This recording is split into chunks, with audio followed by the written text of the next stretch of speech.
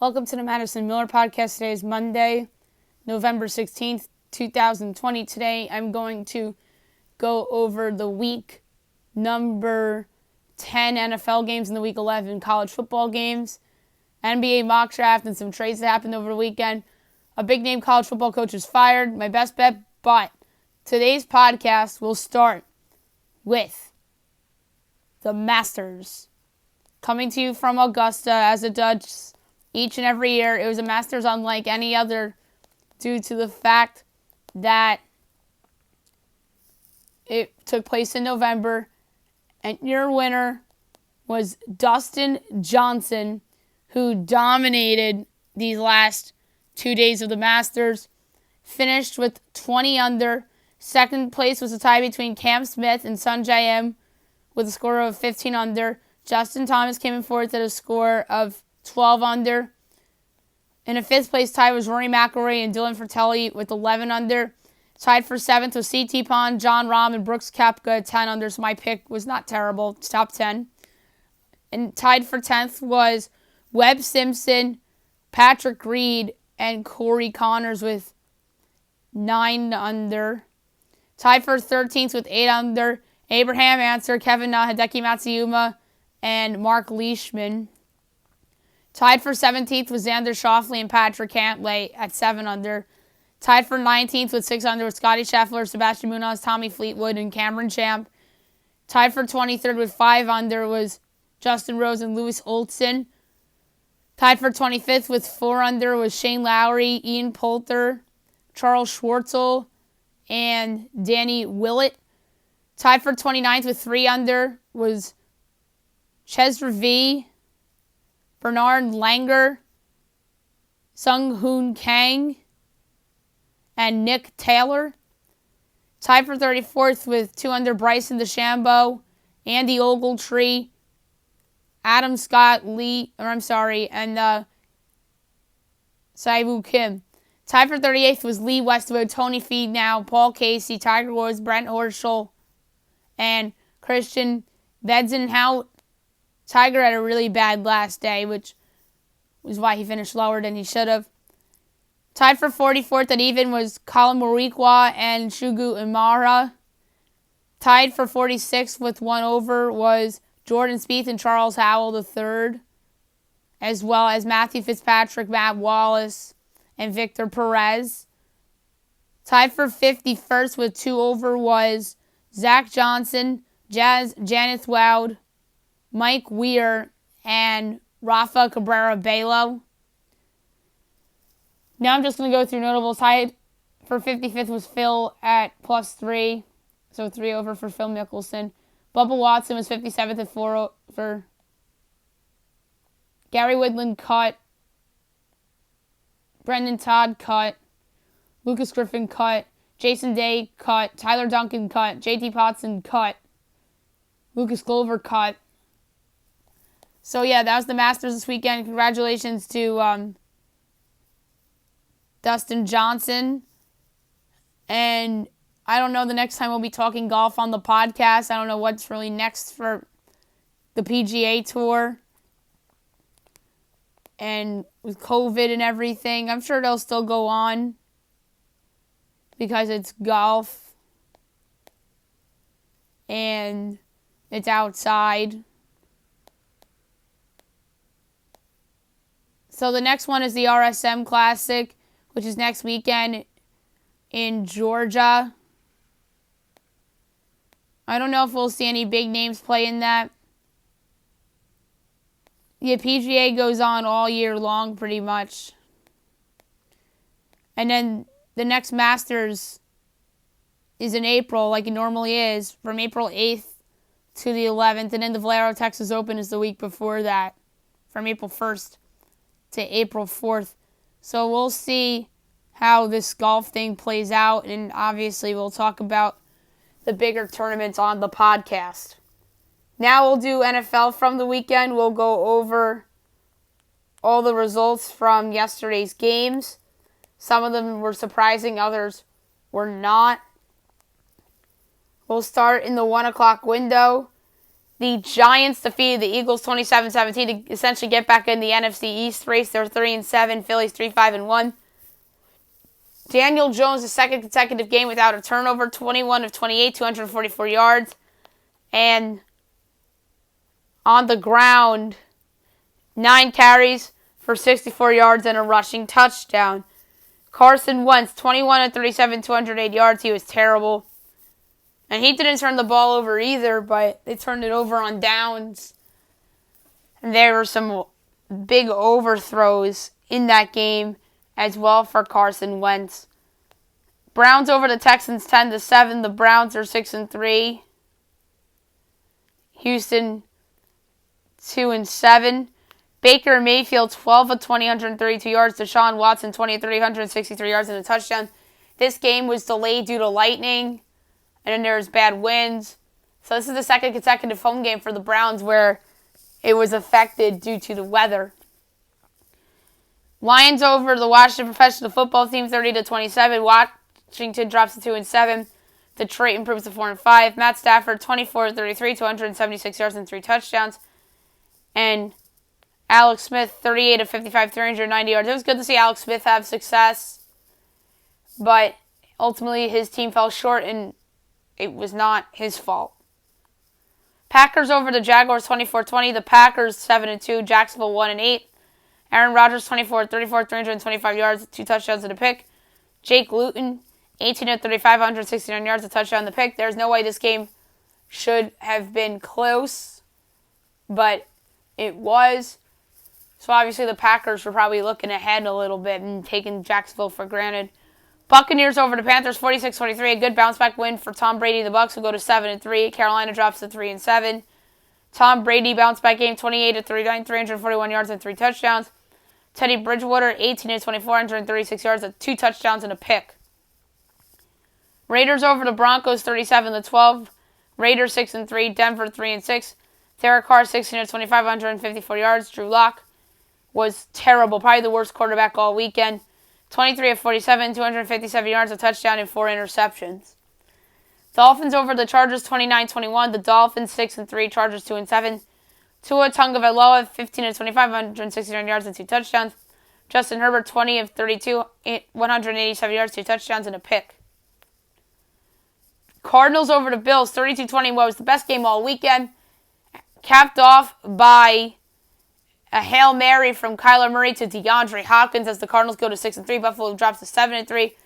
Kyler Murray, 22 of 32, 245 yards, a touchdown, and the pick. Josh Allen, 32 of 49, 284 yards, 2 touchdowns, and 2 picks.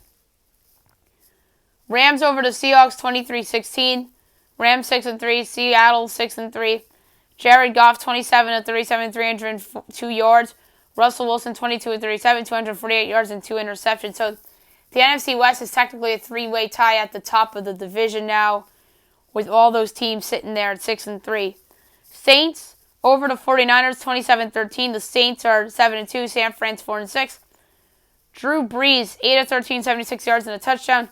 He got injured and then he wound up sitting. Jameis Winston 6 of 10, 63 yards. And Nick Mullins 24 of 38, 247 yards, a touchdown, 2 picks. And CJ Beathard came in the game too and threw a pass that went incomplete. Steelers over the Bengals 36-10 to remain undefeated. They're 9-0. Cincinnati 2-6-1. Ben Roethlisberger 27 of 46, 333 yards and 4 touchdowns. Joe Burrow 21 of 40, 213 yards and a touchdown. Patriots over the Ravens 23-17. The Patriots 4-5. Baltimore 6-3. Cam Newton 13 of 17, 118 yards and a touchdown. Lamar Jackson 24 of 34, 249 yards, 2 touchdowns, and an interception. And we have a game tonight between the Vikings and the Bears in an NFC North showdown. It's going to be an interesting game for both teams. If Minnesota wins, they're right back in the thick of things. If Chicago wins, then their narrative will change a little bit, and it's not good for Kirk Cousins if the Vikings go out and get it done. I project Minnesota 3.5, total 48. FanDuel has it at Vikings 3.5, total 43.5. I love the over here. Minnesota's offense has been humming of late. I don't love their defense either, and I think that Nick Foles could make some plays. And I think that Jimmy Graham and Cole Kmet, their two tight ends, could have themselves good games. Allen Robinson, I could see making some big plays. The run defense isn't what it once was, especially after the trading of Yannick Ngakoue, so maybe David Montgomery has himself a game. I really talked myself into the over 43.5, and I like the Vikings to win. If it drops to 3, I'll take Minnesota too, which it looks like it will. So I'm going to take over 43.5 for the podcast play for today for Monday Night Football.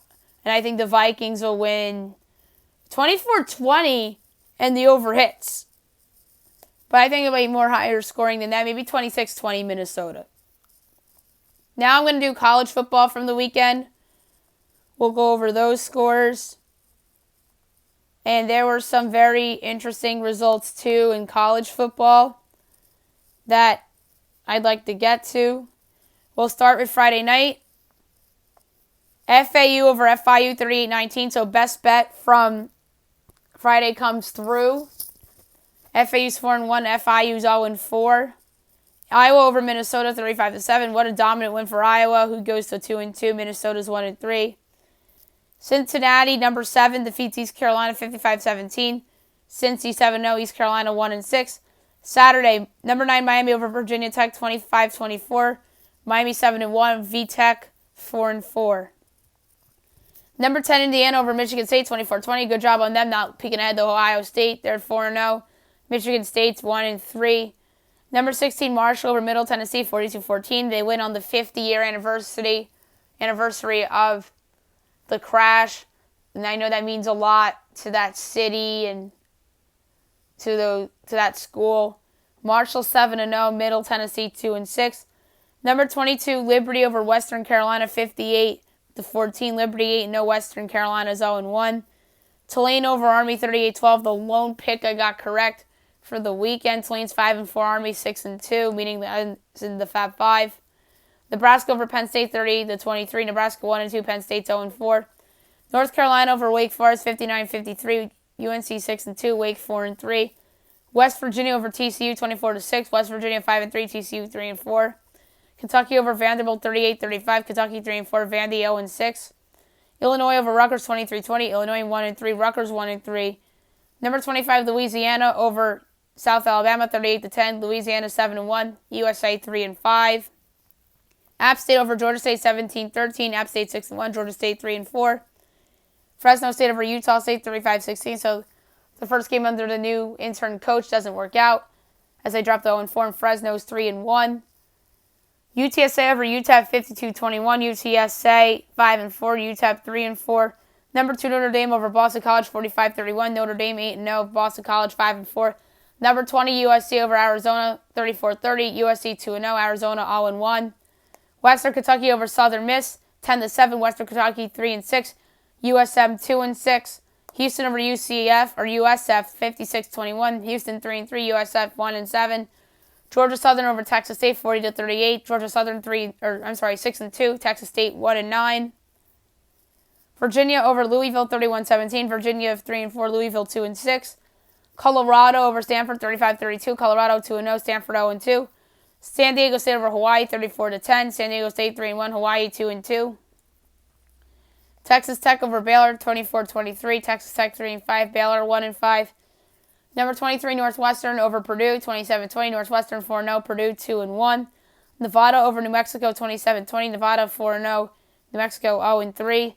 Number 6 Florida over Arkansas 63-35. Florida 5-1. Arkansas 3-4. Man, Kyle Trask looks like a Heisman candidate. Just had to throw that out there.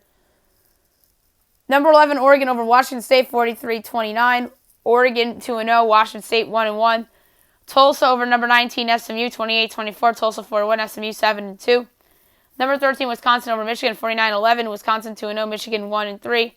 UCF over Temple 38-13. UCF 5-2. Temple 1-5. NC State over Florida State 38-22. NC State 5-3, Florida State 2-6. Ole Miss over South Carolina 59-42. Ole Miss 3-4, South Carolina 2-5. San Jose State over UNLV 34-17. San Jose State 4-0, UNLV 0-4. Washington over Ohio State 27-21. Washington 1-0, Oregon State 0-1 or 0-1 or 0-2. 0-2, and Washington's 1-0. Georgia, Missouri, Coastal Carolina, UL Monroe, Arkansas State, A&M Tennessee, Rice, Louisiana Tech, Memphis Navy, Auburn, Mississippi State, Alabama, LSU, Pitt, Georgia Tech, all postponed, and Gardner-Webb, Charlotte, North Texas, UAB, Ohio, Maryland State, or Ohio State, Maryland, my bad, Air Force, Wyoming, and Cal, Arizona State, and Utah, UCLA all canceled. And then on yesterday, UCLA defeated Cal 34-10 in result of Cal and UCLA's opponents canceling. These two teams hooked up on Sunday at the Rose Bowl. UCLA dominated. They're 1-1. Cal 0-1. So that was your college football for the weekend. Now I'm going to do my latest NBA mock draft.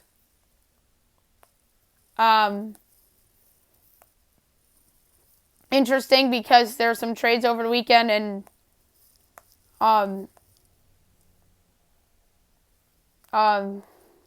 so some of these picks are going to be different, potentially. And I changed just now on the fly one of the picks due to a trade that we'll talk about in a couple of minutes on the show. All right, to the mock draft. Number 1, Minnesota Timberwolves, LaMelo Ball, point guard, USA. I think all signs point to LaMelo Ball being the number 1 overall pick on Wednesday night.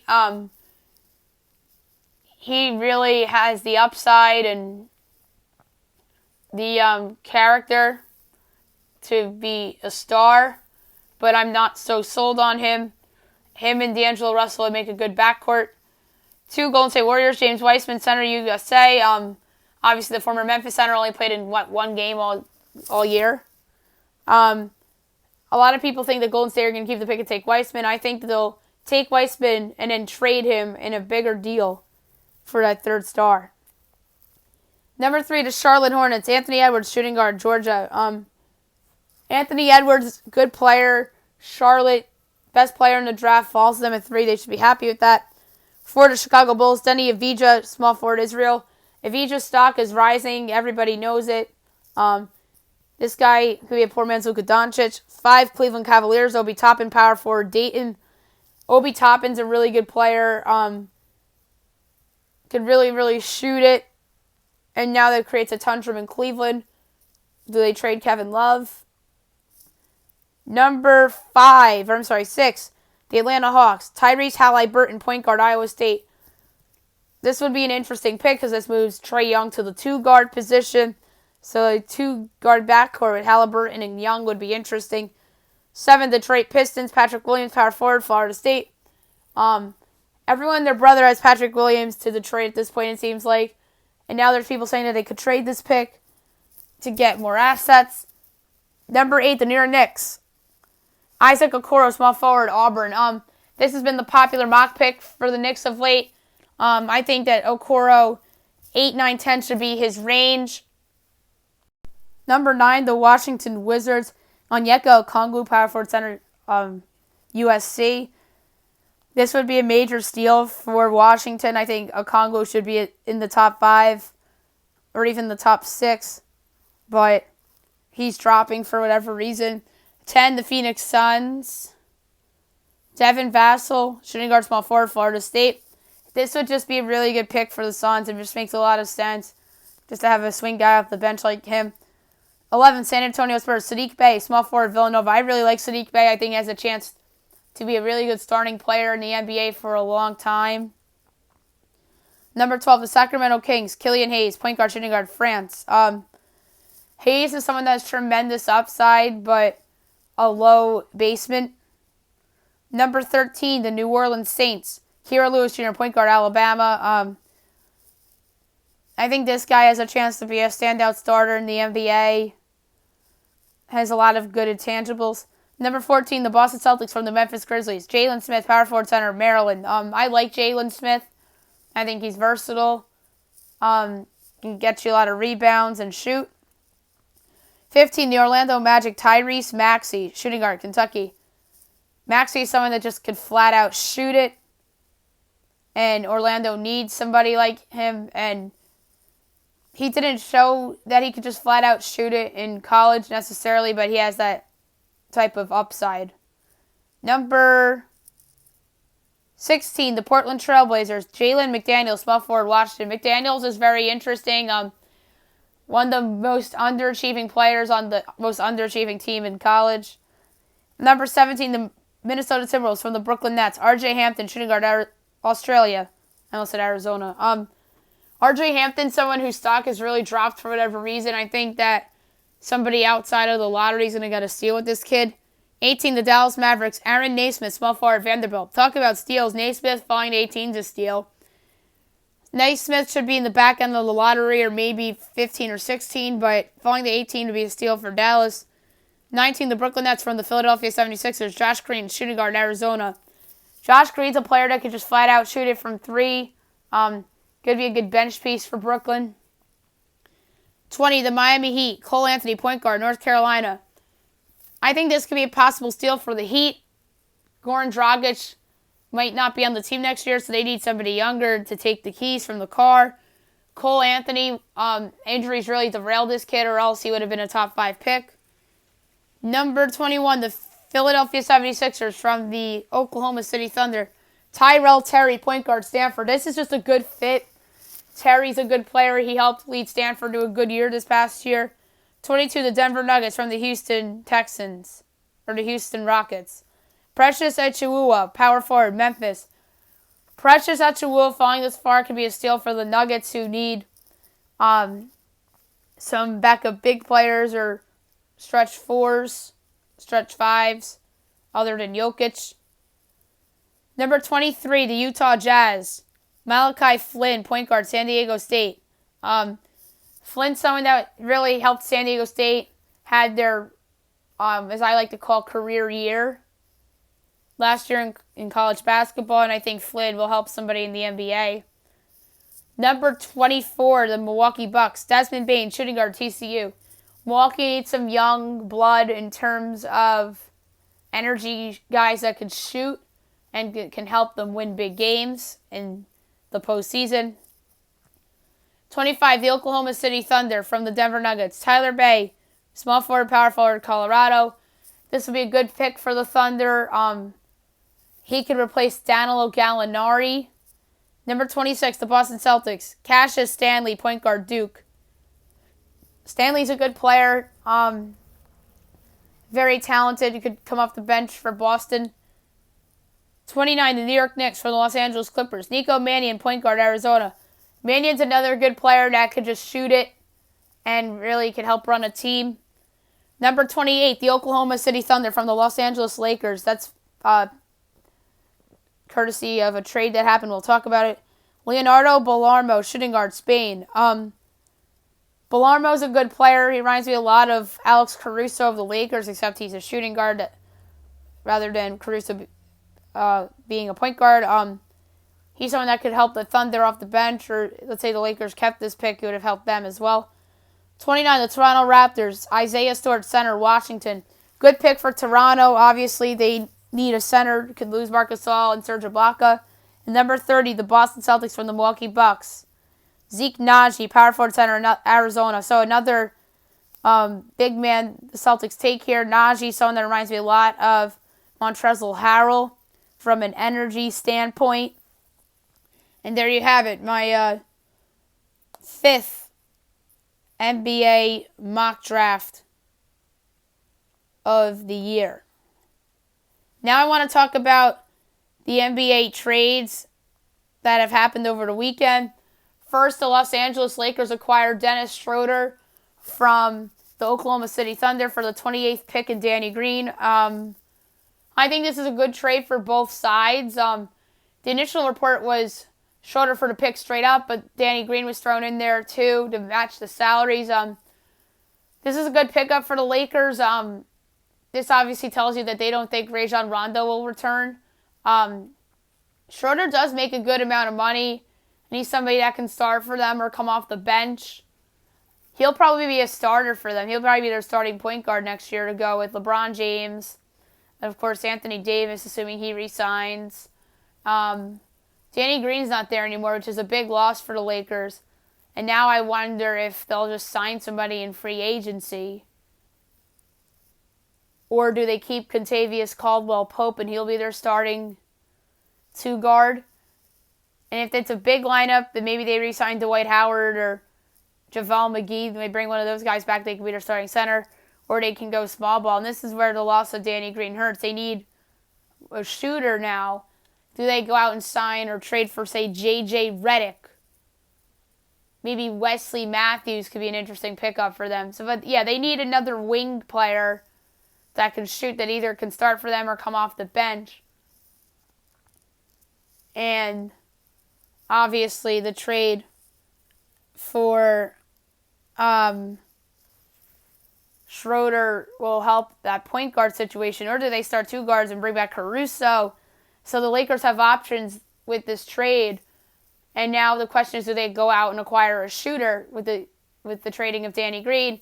And now OKC gets another first in Danny Green. I think that Danny Green isn't long for Oklahoma City. I think they'll flip him to another team, another contender, maybe the Clippers, which wouldn't really make sense unless if they do small ball.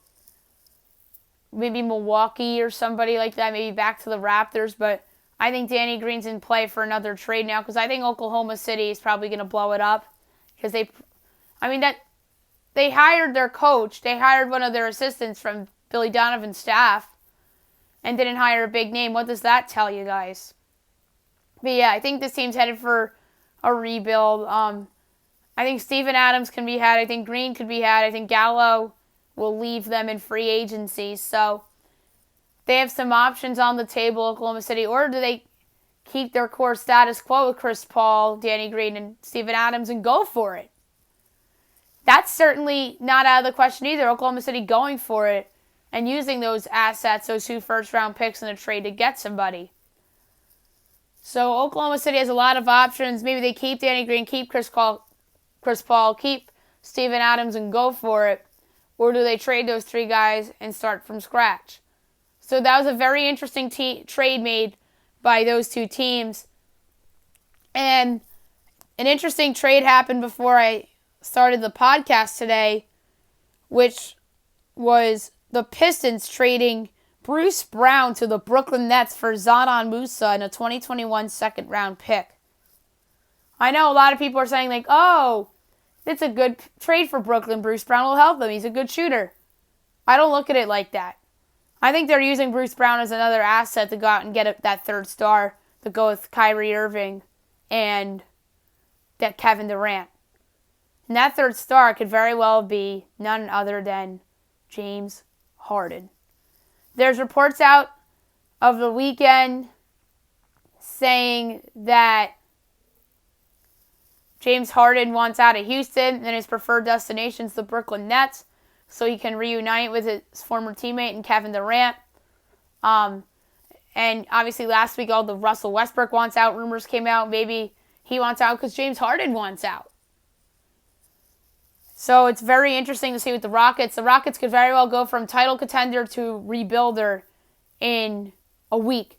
Like, it would not stun me if James Harden and Russell Westbrook are on different teams in 2 weeks from today. So it's going to be a very interesting next couple days in the NBA with the draft on Wednesday and all these possible trades. And let's say they keep Bruce Brown, Brooklyn. Then the analysis that all the media people are saying, oh, it's a good trade. Brown could shoot. He could start for them. He replaces Joe Harris. And then their starting 5, assuming they don't make any other bigger moves, would be Kyrie Irving, Bruce Brown, Kevin Durant, Karis LeVert, and DeAndre Jordan. And then Jared Allen off the bench. The kid from Atlanta off the bench. Rodion Caruso off the bench. So that Brooklyn team's very loaded. They have a lot of assets, and I really think they're going to try for that James Harden type of trade. Or maybe they trade Bruce Brown, Rodion Caruso, Jared Allen, and maybe 3 unprotected first-round picks or something like that. And it's sort of a repeat of what they did with the Celtics 7 years ago, except it's for a much better player in James Harden than Paul Pierce and Kevin Garnett were back in 2013. And for the Pistons, it's an interesting trade. Bruce Brown was somebody that they liked, but they thought had some value. Musa, somebody that really did not pan out with the Nets. So it's going to be interesting to see if a change of scenery can benefit him. And then the 2021 second-round pick is actually a Raptors pick. That did they get that for Rondae Hollis-Jefferson? I don't remember who they got that from and what trade.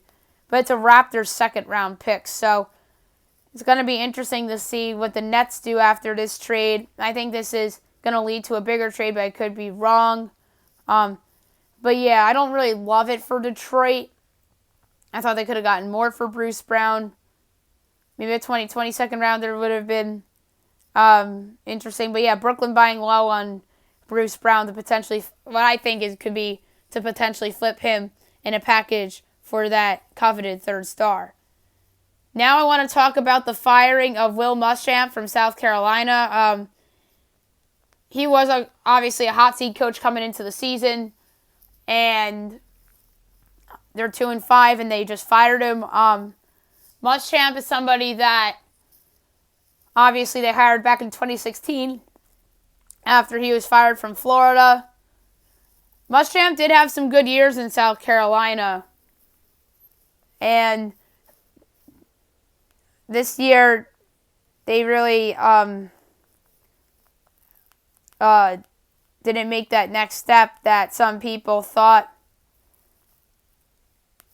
they would have. And now the question is, who will replace Muschamp? And I'm just going to go through their season. So year 1 was 6-7, 3-5 in the SEC. Year 2 was a good year, 9-4, 5-3 in the SEC, and they won the Outback Bowl.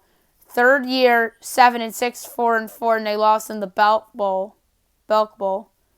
Last year, 4-8, 3-5, and then 2-5, 2-5. So, yeah, not going to cut it for you back-to-back bad years. So some possible candidates to replace Muschamp. Hugh Freeze of Liberty. Obviously, Hugh Freeze was just extended at Liberty, which is big for them, but Hugh Freeze might want another kick of the can at a bigger school after leaving Ole Miss as Ole Miss after he left, and now Ole Miss looks like they're in a good position with Lane. Billy Napier of Louisiana is the name I've heard. Back-to-back great years at Louisiana. Another one I think is in play is Coastal Carolina's Jamie Chadwell. I like Jamie Chadwell. He's done a great job this year in Coastal Carolina, and I think that he'll get a bigger job eventually down the road. Doc Holliday, will he ever leave Marshall? This is his best coaching job yet. Kalani Sitake at BYU. Could it be him? So, obviously, that's another big name that has been doing big things this year. There's some other ones that I'm going to throw out for you guys. Tom Allen of Indiana. He's been marvelous this year. So, yeah, those are just a couple names I just wanted to throw out there. And then one other name that I want to throw out there as a possibility is, I know this is an interesting one, Northwestern offensive coordinator Mike Bajkin. I think he may be headed for a head coaching job someday because he's done a great job with that Northwestern offense this year. James Franklin, I think, is in play. Could he be fired from Penn State and then he could just hire him? Mark D'Antonio of Michigan State, or formerly of Michigan State, would he like to get back into it? Joe Rudolph, the offensive coordinator of Wisconsin under Paul Chryst. So, yeah, I think there are a bunch of candidates for the South Carolina job, and obviously once they make a hire, we'll talk about it on the podcast. And last but not least, my best bet of the day, brought to you by FanDuel, and it's going to be the over in Vikings-Bears. I have no other play for you. 24-20 final, and I win. I think Minnesota's offense could exploit the Bears' defense, and I think that the Bears' offense could have success against Minnesota as well. So I'm going to take the over 43.5 in Vikings-Bears tonight for my best bet. That's it for the show today. I'll be back tomorrow recapping Monday Night Football, looking ahead to tomorrow's 2 action games. Another NBA mock draft. We're going to recap Dancing with the Stars because there will be another elimination. And obviously my best bet for tomorrow as well. Hope you guys have a great day, everyone.